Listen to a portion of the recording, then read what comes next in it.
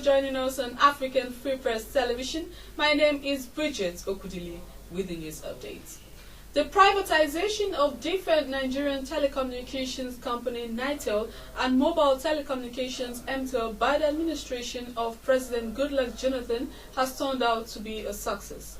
A new telecommunications company is set to be launched in March in 3 major cities in Nigeria: Abuja, Lagos and Port Harcourt. The chairman of NATCOM Development and Investments Limited, Mr. Olatunde Ayeni, has announced that the company has concluded plans to kick off operations. Mr. Ayeni, in a presentation to the House of Representatives Joint Committee on Communication, as well as that of Commercialization and Privatization in Abuja, said that the firm will provide 4,000 jobs in a rollout plan. He told the committees that the sum of $1 billion has so far been injected into the revival of NITDA and its sister company MTEL, acquired by NATCOM under guided liquidation. A federal high court in Abuja on Wednesday ordered the leader of the indigenous people of Biafra, Nnamdi Kanu, to be transferred to Kuje prison in Abuja. Pending the determination of the charge against him, Mr. Kanu is facing a 6-count charge of treasonable felony, along with 2 others, David Nwawusi and Benjamin Madu Ekubu. He was also charged for allegedly maintaining an unlawful organization and for illegal possession of firearms. At the court's opening session, Mr. Kanu's counsel, Vincent Obeta, prayed the court to allow his client to be taken to Kuje prison for ease of access to him. The counsel to the federal government and Deputy Director of Prosecution, Office of the Attorney General of the Federation, Mohammed Diri, however, asked the court to allow Mr. Kanu's continued detention by the SSS for ease of delivery to court sittings. In his ruling, the Judge James Isoho agreed with Mr. Obeta and ordered Mr. Kanu taken to Kuje prison pending determination of his bail application on January 25th. Mr. Kanu, who was arrested by the SSS as he returned to Nigeria, has been in detention since October. The Nigerian National Petroleum Corporation (NNPC), Wednesday, January 20, 2016, announced the operational shutdown of the Port Harcourt and Kaduna refineries owing to crude supply challenges arising from recent attacks on vital crude oil pipelines. In a statement by the corporation, the plants were shut simultaneously on Sunday after the Boni Okrika crude supply line to the Port Harcourt refinery and the Escravos Warri crude supply line to the Kaduna refinery suffered breaches. The NNPC stated that before the closure, the Port Harcourt refinery was recording a daily PMS yield of over 4.1 million litres, while Kaduna refinery was posting a daily petrol production of about 1.3 million litres. The statement noted that the Warri Refining and Petrochemicals Company WRPC is still on stream and producing a little above 1.4 million litres of petrol per day. The Minister of Communications, Adebayo Shitu, has suspended the Director General of the National Information Technology Development Agency, NITDA, Peter Jack, for misconduct on becoming a public officer of his cadre.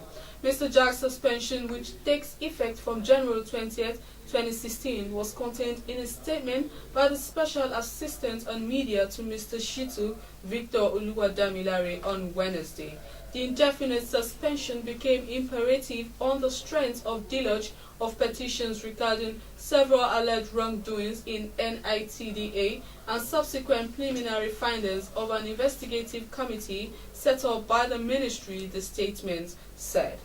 According to the statement, some of the infractions identified by the investigative committee, made up of 3 senior officials of the ministry, included illegal recruitment of additional staff totaling 245 within a space of 7 months.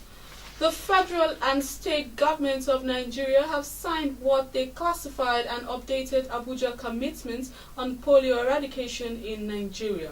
The Abuja Commitment, which was first signed in 2009 and revalidated in 2011, is an accountability tool conceived to ensure governors keep their side of the bargain towards total eradication of polio in Nigeria. Nigeria finally exited the list of polio endemic countries in 2015 and is currently working at attainment of total eradication by 2019. Signing the new Abuja Commitment, state governors and local government chairmen expressed their commitment to rapid response to polio outbreak, advanced quarterly release for polio campaigns, and quarterly meetings with stakeholders.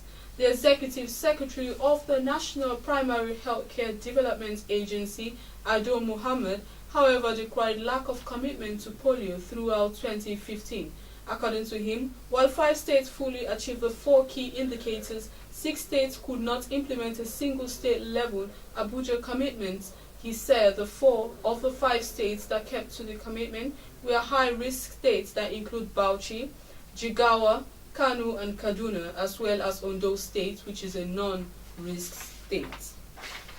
Over 300 Nigerians currently studying in Constanta Maritime University, Romania, on the scholarship of the Nigerian Maritime Administration and Safety Agency are facing threats of expulsion from the institution over the alleged refusal of the agency to pay their school fees and other sundry allowances. Investigations by reporters reveal that the young Nigerians have not been able to offset their fees, thereby drawing the anger of the officials of the institution who have repeatedly threatened to send them back to Nigeria.